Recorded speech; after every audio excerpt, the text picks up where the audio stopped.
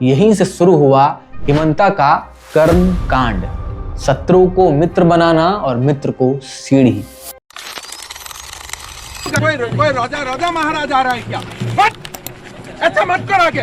तरुण गोगोई हिमंता को अपना तीसरा बेटा कहते थे, लेकिन राजनीति में बेटा भी जब बड़ा हो जाए तो पिता के लिए खतरा बन जाता है।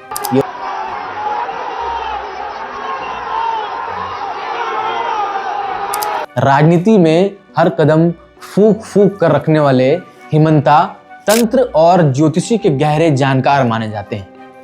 कहा जाता है कि जिन लोगों को लगता है ना कि योगी जी का मॉडल बहुत टफ है, उनको मैं कहता हूँ हेमंत मामा कहते हैं ना, हेमंत विश्व शर्मा को। मामा का मॉडल और भी अलग है, वो प्रो मैक्स है। आज हम दिखाएंगे कि वो मामा जिसकी रील पर आप बड़े प्यार से हार्ट वाला इमोजी भेजते हैं, वो सत्ता की फाइलों के पीछे कितना कोल्ड और कैलकुलेटिव है। जब भारत में जो भी आज का दिन में मुसलमान है, उनका दादा परदादा तो हिंदू ही था। It is a matter of fact, it is a matter of records. हम आज उनकी कुंडली के वो पन्ने पलटेंगे जिन्हें वो खुद भी दफना देना चाहते हैं। चाहे वो कामाख्या मंदिर के गुप्त अनुष्ठान हो, चाहे पत्नी का मीडिया सिंडिकेट हो, या फिर शारदा स्कैम की फाइलें जिन्हें हिंदुत्व के हवन में स्वाहा कर दिया गया।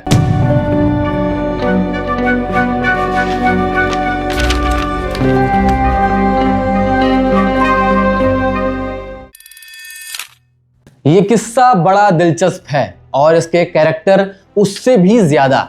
राजनीति में एक प्रजाति पाई जाती है जिसे कहते हैं सर्वाइवलिस्ट, यानी वो आदमी जो प्रलय में भी अपना रास्ता निकाल ले। लेकिन आज जिसकी बात होगी वो सिर्फ रास्ता नहीं निकालता, वो रास्ता ही बदल देता है। असम के गुवाहाटी में एक थाना है लटासिल। वहां की पुरानी धूल फांकती अलमारियों में एक फाइल आज भी दफन है। उस फाइल पर एक कोड लिखा है S91। ये फाइल उस 22 साल के लड़के की है जिस पर टाडा लगा था, जिसकी जेब में पुलिस को रिवॉल्वर मिली थी और जिसे सरकारी कागजों में उग्रवादियों का पोस्टमैन कहा गया था। अब जरा फ्लैश फॉरवर्ड।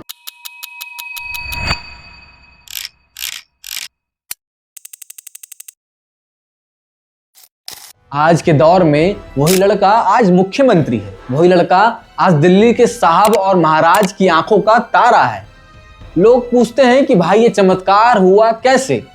जिस कांग्रेस ने उन्हें पाला पोसा, ये उसे ही उखाड़कर बीजेपी के सबसे बड़े हिंदुत्ववादी कैसे बन गए? तो आज बात होगी उसी हिमंता बिस्वा शर्मा की। बात सिर्फ विकास के पुलों की नहीं होगी, होगी शतरंज की बिसात की, जहां हिमंता ने अपने हर राजनीतिक पिता का हाथ पकड़ा और फिर मौका मिलते ही उन्हें चेकमेट बोल दिया। हम आज उनकी कुंडली के वो पन्ने पलटेंगे जिन्हें वो खुद भी दफना देना चाहते हैं। चाहे वो कामाख्या मंदिर के गुप्त अनुष्ठान हो, चाहे पत्नी का मीडिया सिंडिकेट हो, या फिर शारदा स्कैम की फाइलें जिन्हें हिंदुत्व के हवन में स्वाहा कर दिया गया। आज की ये रियल स्टोरी आपको बताएगी कि कैसे एक सातिर दिमाग राजनीति के हर कानून को अपनी उंगलियों पर नचाता है। आज हम दिखाएंगे कि वो मामा जिसकी रील पर आप बड़े प्यार से हार्ट वाला इमोजी भेजते हैं, वो सत्ता की फाइलों के पीछे कितना कोल्ड और कैलकुलेटिव है। पूरी कहानी परत दर परत खुलेगी, कोई शॉर्टकट नहीं होगा और वादा है हमारा कि वीडियो खत्म होते होते आप समझ जाएंगे कि सत्ता हासिल करना एक कला है और हिमंता बिस्वा शर्मा उस कला के पिकासो। तैयार हो जाइए, शुरू करते हैं। हमारा नाम मनीष है और आप द लोक रस के वश में हैं। कहानी को शुरू करते हैं, मगर उससे पहले असम की पूरी जनता का द लोक रस तहे दिल से स्वागत करता है और आग्रह करता है कि आप सब्सक्राइब करें और इस कहानी को असम के हर कोने तक पहुंचाइए। और अगर कहानी के अंत में आपको हमारा काम रत्ती भर भी पसंद आता है तो आप द लोक रस को सहयोग भी कर सकते हैं। स्क्रीन पर आपको एक बारकोड नजर आ रहा होगा, उसे स्कैन करिए और हमें सहयोग करिए।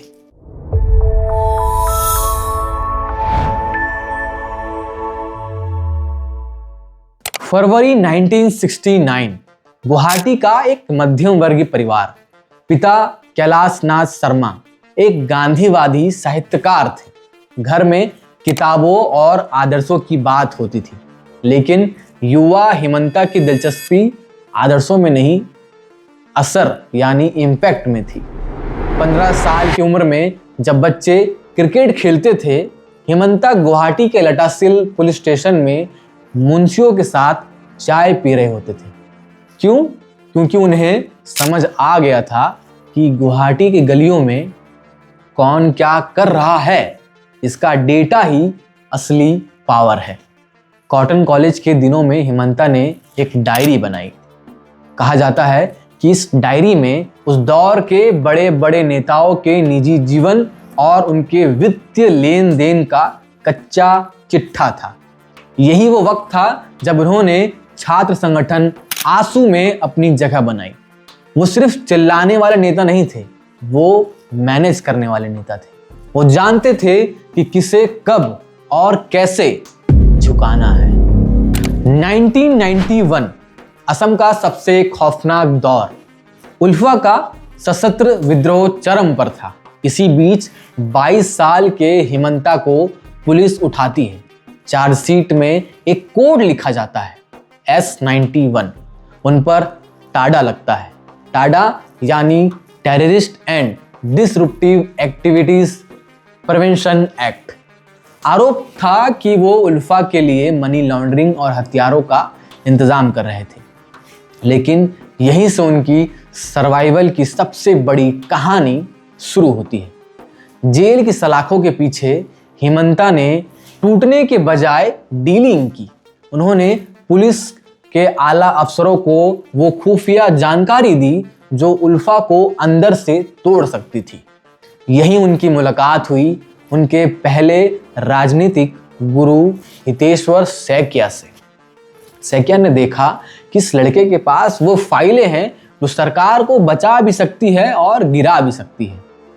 सैकिया ने हिमंता को पुलिस के मुखबिर से कांग्रेस का फिक्सर बना दिया और यहीं से शुरू हुआ हिमंता का कर्म कांड। शत्रु को मित्र बनाना और मित्र को सीढ़ी। अब बात उस प्रेम कहानी की जिसने राजनीति को अभेद्य बना दिया। रिंकी भुइया एक रसूखदार परिवार की बेटी। उनके पिता जयंत बरुआ असम के सबसे बड़े अखबार के मालिक थे। हिमंता और रिंकी का साथ सिर्फ एक वैवाहिक संबंध नहीं था, यह पॉलिटिकल मीडिया सिंडिकेट की शुरुआत थी। रिंकी ने हिमंता को वो फाइनेंशियल और मीडिया बैकअप दिया जो किसी और नेता के पास नहीं था। आज उनकी कंपनी प्राइड ईस्ट पूर्वोत्तर के नैरेटिव को कंट्रोल करती है। जब विपक्ष हिमंता पर भ्रष्टाचार के आरोप लगाता है तो असम की टीवी चैनलों पर उनकी पत्नी के व्यापारिक साम्राज्य की सफलता की खबरें चल रही होती हैं। ये वो कवच है जिसे कोई विपक्षी आज तक भेद नहीं पाया। लेकिन क्या ये रिश्ता सिर्फ समझौते पर टिका था? नहीं, ये एक ऐसी साझेदारी थी जहां पति पावर बटोरता था और पत्नी उस पावर को प्रोटेक्ट करती थी। अब बात तरुण गोगोई की। तरुण गोगोई हिमंता को अपना तीसरा बेटा कहते थे, लेकिन राजनीति में बेटा भी जब बड़ा हो जाए तो पिता के लिए खतरा बन जाता है, ये उन्हें नहीं पता था। 2014 के करीब हिमंता को समझ आ गया था कि गोगोई जो है अपने बेटे गौरव गोगोई के लिए रास्ता बना रहे हैं। हिमंता ने गोगोई के घर में सेंध लगाई। उन्होंने कांग्रेस के अंदर ही एक समांतर सरकार खड़ी कर दी। राहुल गांधी के कुत्ते पीडी वाला जो किस्सा था वो सिर्फ एक ट्रिगर था। असलियत ये थी कि हिमंता अब राजा बनना चाहते थे, किंग मेकर नहीं। वो बीजेपी में सिर्फ इसलिए नहीं गए कि उनका अपमान हुआ था, वो इसलिए गए क्योंकि उन्हें शारदा स्कैम की फाइलों से बचना था और अमित शाह में उन्हें एक ऐसा बॉस दिखा जो उनकी तरह ही कोल्ड एंड कैलकुलेटिव था। हिमंता बिस्वा शर्मा जितने आधुनिक और डिजिटल दिखते हैं, उनके व्यक्तित्व का एक हिस्सा उतना ही प्राचीन और रहस्यमयी है। गुवाहाटी की नीलाचल पहाड़ियों पर स्थित कामाख्या मंदिर के गलियारों में एक चर्चा अक्सर दबी जुबान पर होती है। राजनीति में हर कदम फूंक फूंक कर रखने वाले हिमंता तंत्र और ज्योतिषी के गहरे जानकार माने जाते हैं। कहा जाता है कि 2015 में जब वे कांग्रेस छोड़कर बीजेपी में शामिल होने के लिए दिल्ली जा रहे थे तो उनका जो वहां जाने का मुहूर्त गुवाहाटी के खास तांत्रिक ने तय किया था। ये सिर्फ अंधविश्वास नहीं है, ये उनकी साइकोलॉजी है। वे मानते हैं कि सत्ता के लिए सिर्फ जनता का समर्थन काफी नहीं है, ब्रह्मांड ऊर्जा यानी कॉस्मिक एनर्जी भी साथ होनी चाहिए। उनके विरोधी आरोप लगाते हैं कि वे अपने विरोधियों को पॉलिटिकल न्यूट्रलाइज करने के लिए गुप्त अनुष्ठान करवाते हैं। सच जो भी हो, पर कामाख्या की सीढ़ियों पर उनकी वो झुकी हुई कमर ये बताती है कि ये शख्स अपनी जीत के लिए किसी भी हद तक जा सकता है, चाहे वो जमीन हो या अलौकिक दुनिया। अब बात होगी उस मुद्दे की जिसने उन्हें नेशनल हेडलाइंस में हमेशा बनाए रखा, मियां मुसलमान और हिमंता का रिश्ता। जो हिमंता कभी मदरसों में जाकर अपनी सेकुलर फोटो खिंचवाते थे, आज वो मदरसों पर बुलडोजर चलवा रहे हैं। क्या ये वाकई विचारधारा है? पता नहीं, मगर असल में हिमंता ने असम की डेमोग्राफी का एक ऐसा डेटा एनालिसिस किया है जो देश के किसी भी चुनावी रणनीतिकार ने नहीं किया है। उन्हें पता है कि अपर असम के हिंदू वोटर्स को एकजुट रखने के लिए एक दुश्मन का होना जरूरी है। वे मियां मुसलमानों को एक वोट बैंक की तरह नहीं देखते, बल्कि एक पॉलिटिकल टूल की तरह इस्तेमाल करते हैं। दिलचस्प बात इसमें यह है कि उनके सबसे वफादार चुनावी मैनेजरों में आज भी कई मुस्लिम नाम शामिल हैं जो पर्दे के पीछे से उनकी चुनावी बिसात बिछाते हैं।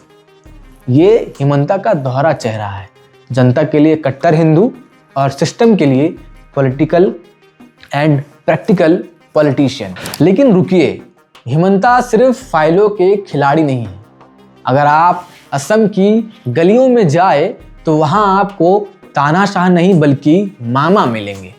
आपने वो वीडियो देखे होंगे जहां कॉलेज की लड़कियां, स्कूल के बच्चे उन्हें घेर कर खड़े होते हैं।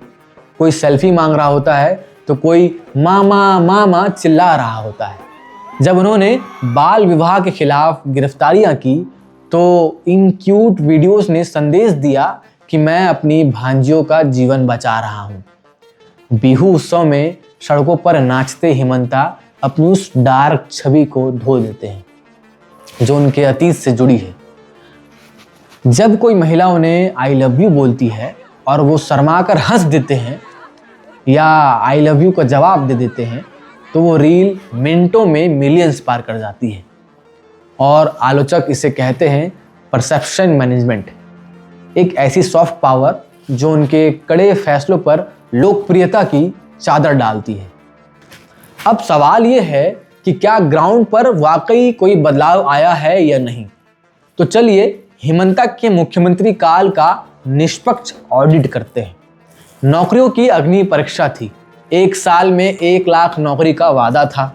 विपक्ष ने हंस दिया, लेकिन 2024 तक ADRE के जरिए करीब 1.5 लाख पारदर्शी नियुक्तियां की गई। युवाओं ने कहा कि पहली बार बिना पैसे के नौकरी मिली है। ब्रह्मपुत्र पर पुलों का साम्राज्य, मुजली जोरहाट ब्रिज, मालगांव फ्लाईओवर और नुमालीगढ़ गोहपुर के बीच अंडर वाटर टनल इंफ्रास्ट्रक्चर में वो रफ्तार दिखी जो असम ने 50 सालों में नहीं देखी थी। स्वास्थ्य क्रांति टाटा ट्रस्ट के साथ मिलकर 17 कैंसर अस्पतालों का नेटवर्क और 15 नए मेडिकल कॉलेज का लक्ष्य।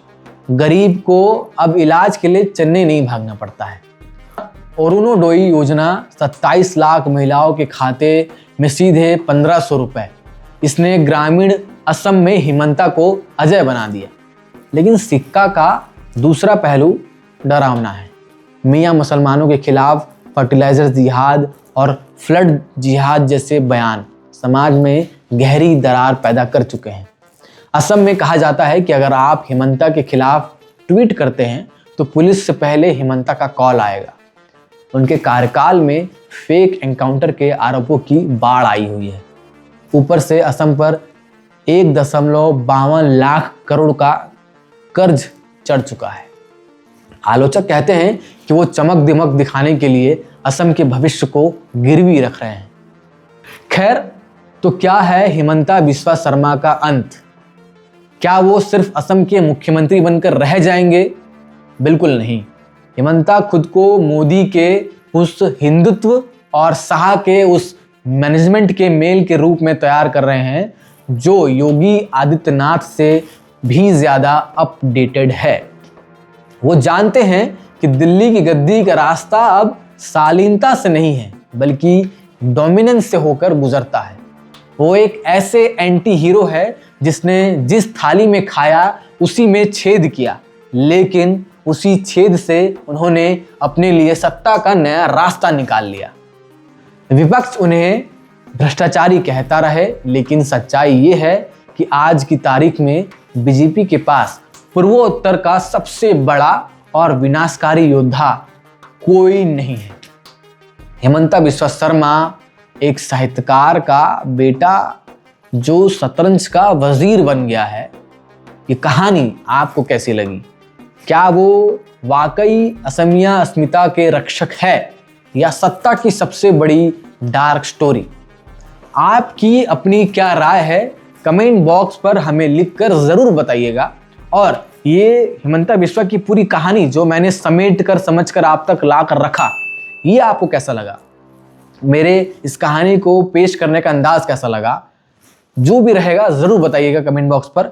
और अगली कहानी, अगला किस्सा किसका सुनना चाहेंगे, ये भी आप कमेंट बॉक्स पर हमें जरूर बता सकते हैं। मैं जरूर प्रयास करूंगा उन कहानियों को आप तक बिल्कुल वैसे ही लेकर आऊं जैसा मैं लाता हूं। लोक रस को लगातार देखिए, सब्सक्राइब करिए, शेयर करिए, कमेंट करिए, लाइक करिए और लोक रस को अपना चैनल समझिए। अब जो है लोक रस इस प्रकार की तमाम कहानियां आप तक बिना किसी डर, बिना किसी ताम झाम के आपको जैसा है वैसे ही लेकर आता रहेगा। तो लोक रस को प्लीज सब्सक्राइब करिए, हमारे साथ लगातार जुड़े रहिए।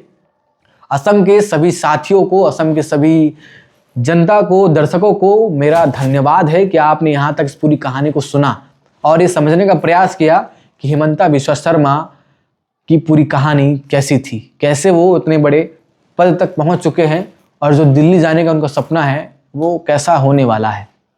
उनकी आगे की कहानी भी मैं प्रयास करूँगा लेकर आने का, लेकिन तब तक के लिए आप हमारे साथ जुड़े रहिए। मेरा नाम मनीष था, भूलिएगा मत। धन्यवाद।